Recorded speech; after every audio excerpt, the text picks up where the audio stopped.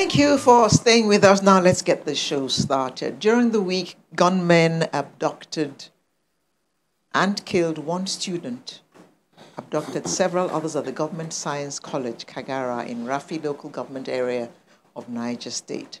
While some has advised that the government should negotiate with the bandits for the release of the boys, some are against it and say that we should not be negotiating with bandits. And such action would actually encourage more kidnappings. Today we will examine the state of security across the country. And we have two very seasoned security consultants to help us through this task. It's my pleasure to welcome Pastor Laddie Thompson, who is here with us in the studio. Good morning. Pleasure is always mine. And joining us via Zoom is Dr. Ona Ekomo. Morning, Ona. It's not ready yet, so let's get this show on the road. You definitely, Pastor Thompson, I know you're hearing this for the first time, and each time you hear it, I know, because having had a few conversations with you, your perspectives are generally different. Okay, maybe as a reminder, what exactly are we up against? Is it insecurity because it's insecurity? Because some of the insecurity issues have been decrypted to be economic. Banditry, kidnapping for ransom, and stuff like that. What exactly are we up against? Well, you know, this must be my about 15th year talking in the public and saying that we are up against a hydra that has an agenda. It uses religion as a cover. It is not religious. Its primary tool is a clinical use of terror. And where Nigeria is right now is that we are transiting from the third stage into the final stage of the progression that the use of clinical terror takes you through before a nation collapses from within. The first stage, when the terror comes, is indignation. They push it, go after soft targets, then it becomes, well, acceptance. This is where life is going to be. Then they push the envelope a bit more, using fear properly, and then it becomes resignation. At that point of resignation, unimaginable things will be discussed. At that point of resignation, your brain is no longer functioning. Fear has become a part of our national life right now. And so a lot of people are accommodating things they would never have accommodated. Let me put it like this. Imagine a community of married people, and somebody comes in with some boys and says, "Can we borrow your wife overnight? We will return her tomorrow. We just want to give her pleasure, but we'll return her tomorrow." The average man will take that person apart, you know. But they come in and they talk to the first person and say, "We just want to borrow your wife for the night." And while he's vehemently protesting, they hold him down and cut his head off. You see, by the time they ask the next person that, "Do you mind, can we just borrow your wife for one evening? We will return her tomorrow." You'll be shocked that with very civil tones, if he disagrees at all, he will say, "Does it have to be so?" He'll be very meek. And then he starts negotiating. "Can't you just have her till midnight and bring her back?" So this is where we are in Nigeria right now. We are transiting from this third stage into the final stage. It's been a learning curve. It's a systemic problem. And Nigeria has tried its best, I must tell you. But until we diagnose properly, I've kept saying, we will never see what this really is. When you say it's been a learning curve, what have we learned? Well, I've told you, I said the kinetics, the solution, the military part of the solution is only maximum 37%. I think we're coming to the point of saturation where it has become clear that a military response even when the military has now accepted that there's asymmetrical warfare, there's hybrid threats, there's a deconstruction of the chain of command and all that, haven't done their best. That's why you find out that the Minister of Defense, somebody like Bashir Magashi, will say point blank that, look, you guys get involved. That's what he was saying. Stop looking at just the military alone to do it. So the learning curve has brought us to the place right now where the other things needed to solve the problem will start coming into focus if the window of time will allow us. But Reverend, what can the poor citizens do? They're not armed. So when these threats come along, what do they do? Okay, look at those on the Lagos-Benin Expressway, for instance. They don't have guns, they don't have knives, so what do they do when these threats come along? Well, the point is we need to understand that there's a non-military aspect to solving this problem. And that is what the rest of Nigeria needs to do, a non-military aspect. The non-military aspect, first of all, is that we need to build a coalition across all divides. If we don't do that, we're not going to survive. What this is that it is opportunistic.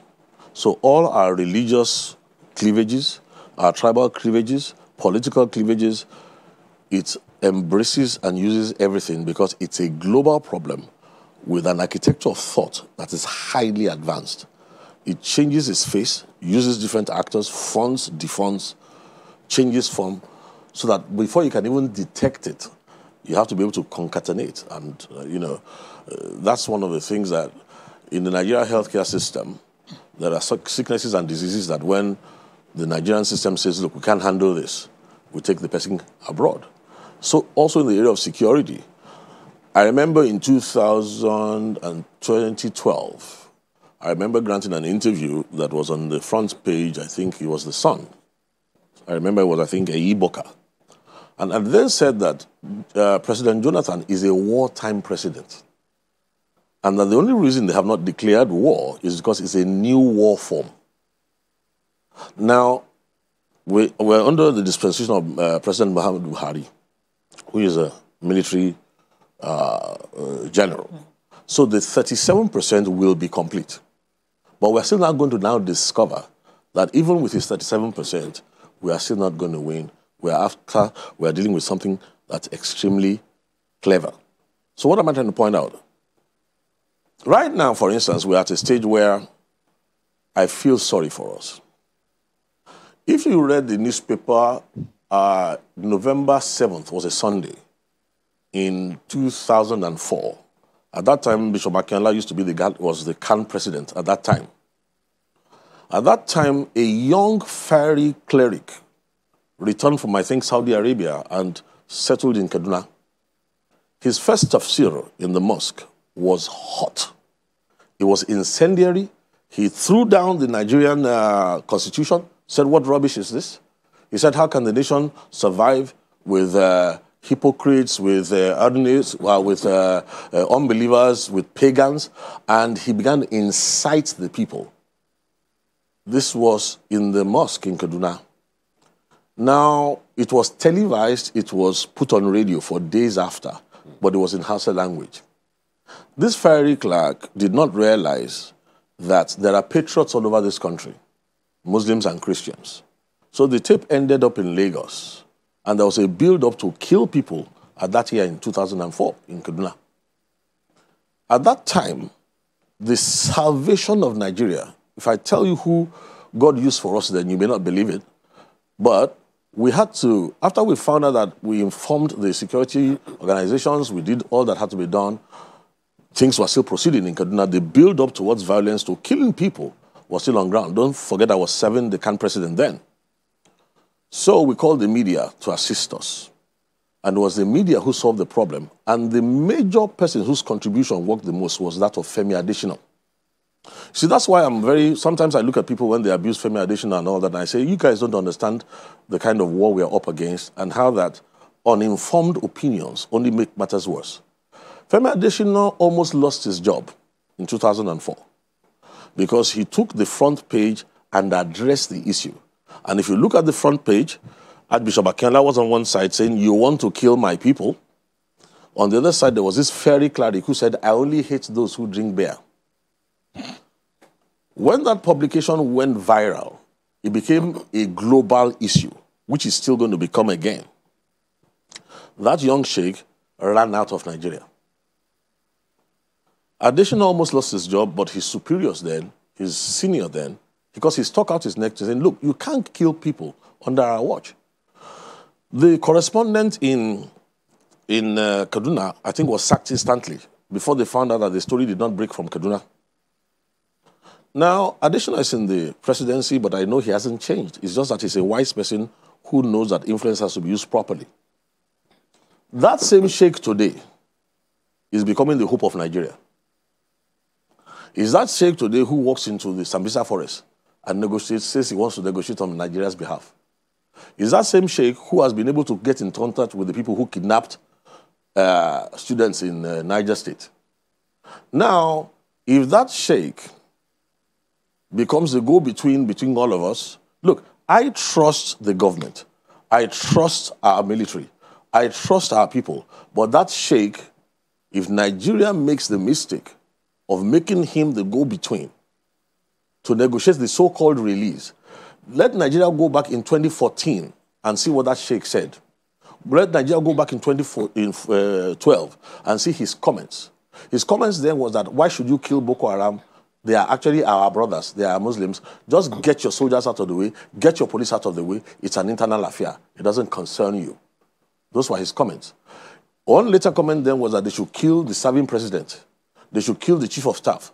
They should kill so-so. So very incendiary talk then. Okay. And that Nigeria would know peace. Now, that is now the hope of Nigeria. And I'm telling you something, if we make the mistake of playing into their hands, because you are dealing with global intelligence, don't think he has come up by himself. He's come up with a global lobby with all sorts of things behind him. Okay. Well, we need to take a break now, because this is getting, rather interesting, and hope that by the time we return from the break, Dr. Onaihomo would have joined us. So please stay with us.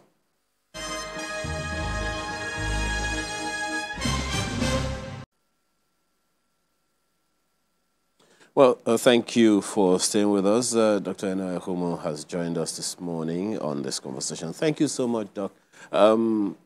We have begun this conversation, and you must be really concerned yourself as a security consultant, in our country.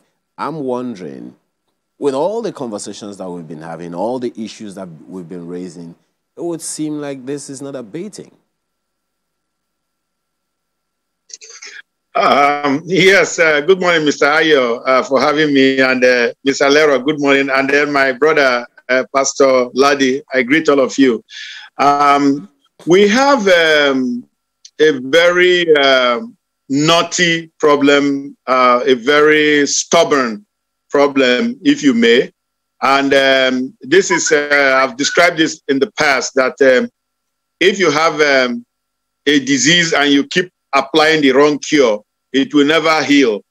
And in fact, it might end up killing the organism. And that is what I hear, the kind of thing, the analogies and the analysis I'm hearing from Pastor Ladi at the studio. This problem has festered for far too long.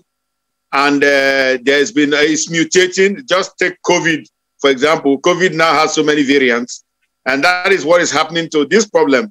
Boko Haram has been on ground for 12 years, and, it's mutated into these headsmen, banditry.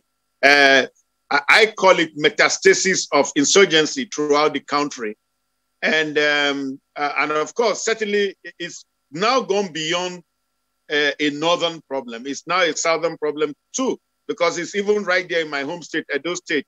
Also, I heard my governor this week saying that we are not going to cede any land to any bandits, and so on and so forth. So it's really a very serious problem, and it has potential for probably setting this whole country on fire. When I prayed this morning, one of my prayer points was that God should restore peace to Nigeria. But then it is us, the men, you guys, the media, that have to work together to ensure that this peace is restored. because the policy choices of our political actors, they are very important. They must make wise choices. They must look to the future of this country. And we must deny the Americans their prediction that Nigeria will fold up in 2015, which, of course, didn't happen. We are 6 years down the road. But we are knocking on that 2015 door again. 2015 as a metaphor. We are knocking on the door again. We are trying to disintegrate this country. And it's very simple. I keep saying people come, they make all kinds of political statements. And I'm like, look, the problem we have in Nigeria is that security is not in place. When I say security, I'm not even talking about national security in the context of when Nigeria going to war with Cameroon or Niger or whoever, or even with France. I'm not talking about that. I'm saying simple things. You have headsmen in the bush kidnapping people. Those people should be shown they are 6 feet. And it's as simple as that. There are ways of going after these people. Ladi is talking to you in the studio there. He's a treasure trove of knowledge of fighting fighting insurgents, counterinsurgency, anti-terrorism. These are skills that we need to give to people. So the problem simply, to just make my opening comments crisp, Ladi, is that our problem in Nigeria is we have too many soft targets, and we have very lax, or perhaps in fact no enforcement of the laws. So we need to build back our law enforcement capacities. We need to deal ruthlessly with people who are trying to cause problems in this country, because you see bandits coming from Mali, from Burkina Faso, from Futa Jalon, wherever the hell in Senegambia. They come in here with their heads.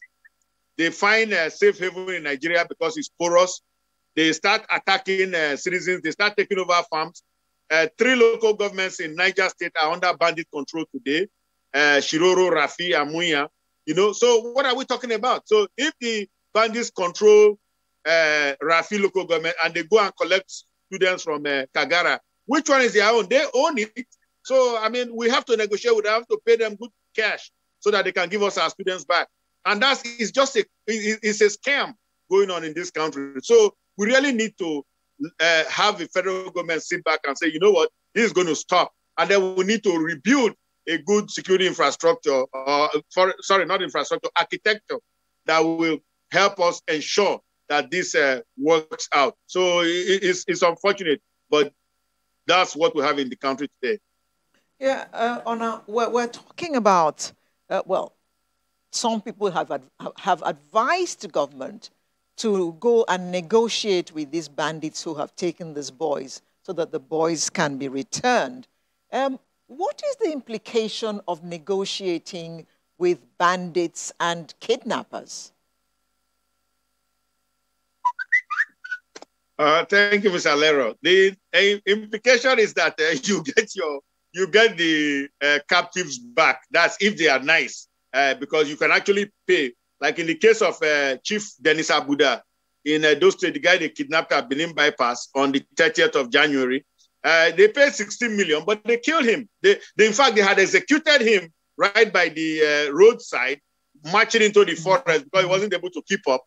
But his family didn't know. They hoodwinked the family and they paid 16 million all the same. So yes, you could pay and not get your relative back. But the point is now, when 3 days ago, when the boys were kidnapped, some political executive in Niger State, I won't name his name, he got up and said, we will never negotiate with terrorists. And when I was interviewed, I said, oh, don't mind him. They will negotiate. Don't mind him. He doesn't know what he's saying. He's a young man. He's new to the role. They will negotiate. And of course, lo and behold, in fact, he's one of the leaders of the negotiation today. So the point here being, when you have been had, you have been had. I mean, there's no two ways about it, because we have shown that we don't have the enforcement capability to rescue people who are in the custody of bad guys. We have shown that abundantly. Now, the capability that the IGP's rescue team has demonstrated, and which is good, is that we can get get some of the perpetrators after the fact. But, you know, those are the kind of guys, like when you talk about Evans, the kidnappers who live in town, those guys who live in the bush, who is going to go after them in the bush? Because if the police go in there, they will grab them also, and they will make other people pay ransom. They will make their family members pay ransom for them. So the point I'm making here is that we know that we are not, we should focus really on prevention of these kinds of things. And how do we prevent it? We need to harden the populace. We need to do soft target handling. We need to give our people information about how to avoid being victimized.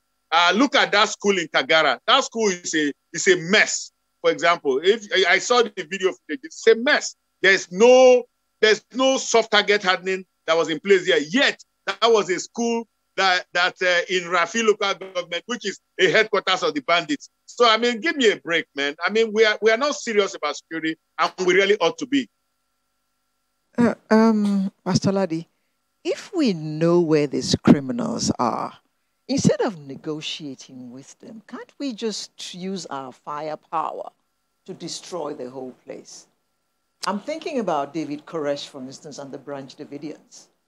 In the end, the whole place was leveled to the ground. I wish we could have resolved it like that. But you see, he understands what he's saying.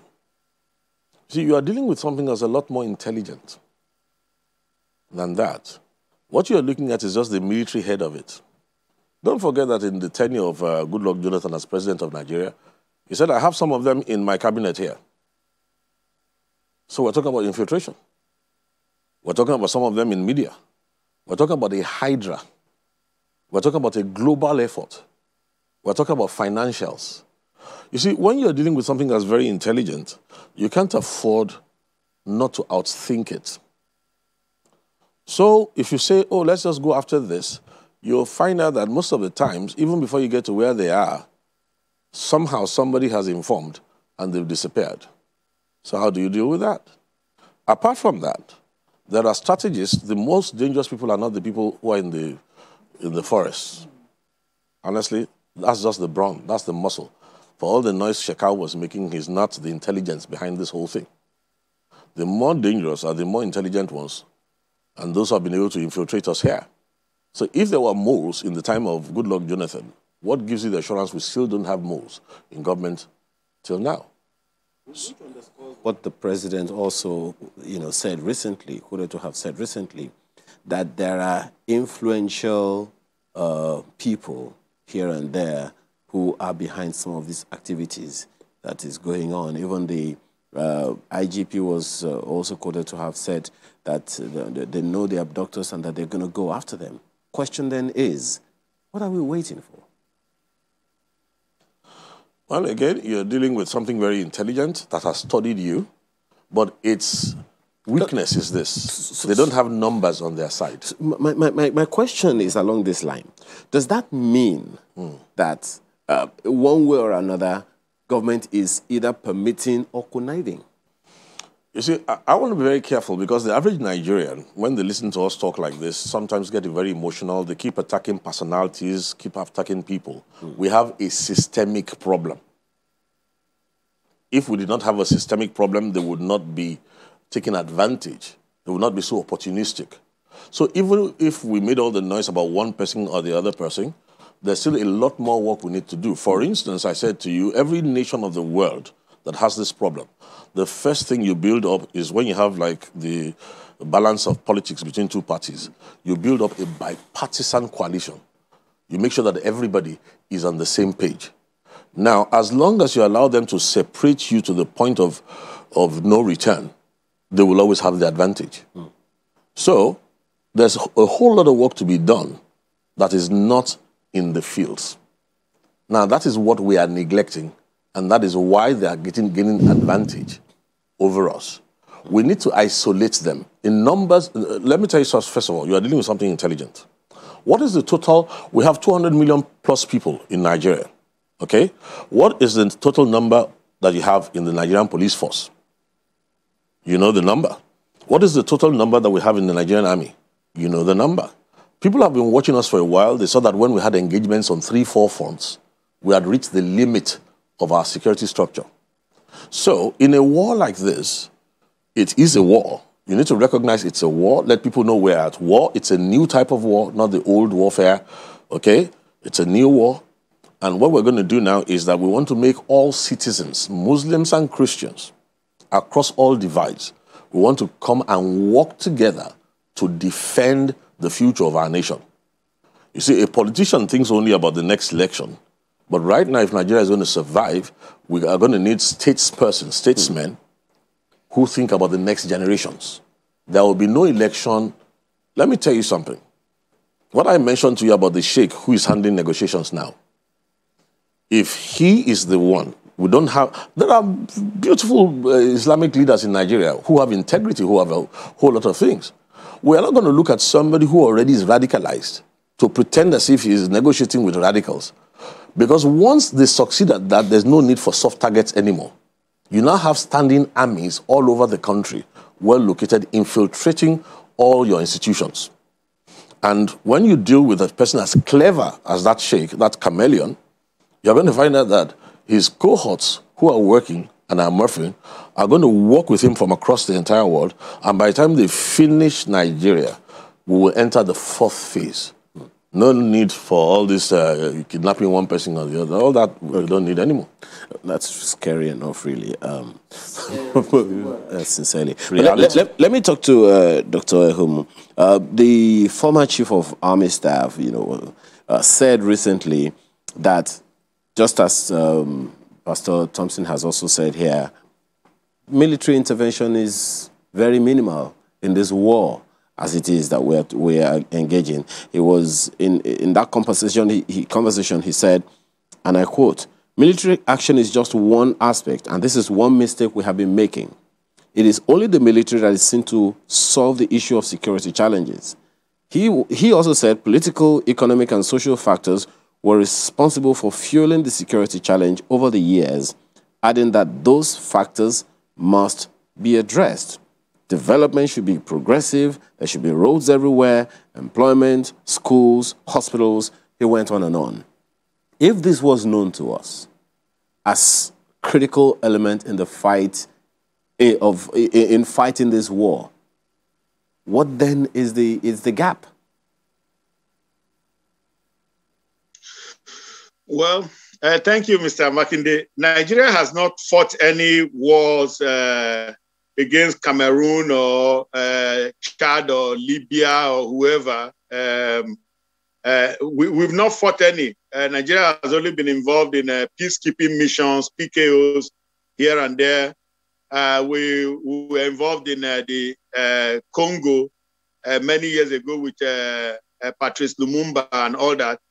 So that's all we've had. The military has really been more a domestic animal, making coups and counter coups. And more recently, since 2009, becoming involved in fighting insurgencies and terrorism. So I think I really beg to disagree very vehemently with the former chief of army staff. I think that's just an excuse for not being able to bring this conflict to an end the way it should have been brought to an end. I think that what happened there was that it is an asymmetrical warfare, just like you hear Ladi saying there. And there are things you need good, I don't know how to say it. You need good thinking going into it. Okay, yes, I've described it to you before. Even Mr. Makinde, who spoke a few weeks ago, you need structured analytical thinking going into crafting strategies and policies for this kind of conflict. You don't need what we call intuitive thinking, the way my grandfather did it, which is what we have tended to do. We have tended to see this conflict as a conventional conflict. Now they say it's asymmetrical, but how have we retooled ourselves to deal with the asymmetrical dimensions of this conflict using intellectual tools? So, well, they've done some things, certainly. They've put in the Nigeria Army Resource Center. I'm sorry to interrupt you. but we've got to wind down now. So I need to take your parting shot in just half a minute.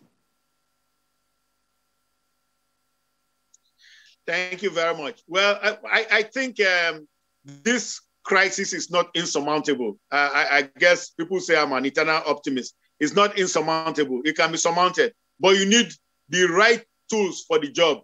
You cannot use your finger to open, to unscrew a screw. You need a screwdriver. That is the Pastor point. Ladi, your parting shot. Well, I agree with him. I think that once we get it right, in a matter of months, we'll reduce this thing by at least 75%. Only that we need to engage the entire nation.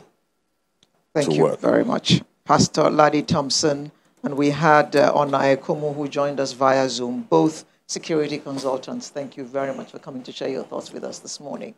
Sunrise will return in just a moment with another interesting conversation. Do stay with us.